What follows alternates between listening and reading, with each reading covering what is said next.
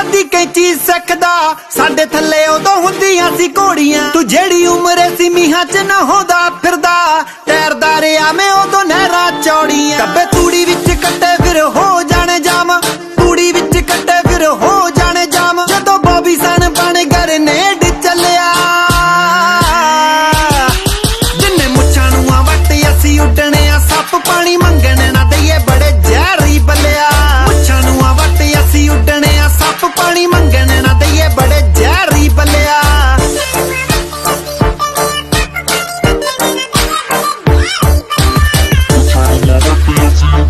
Sap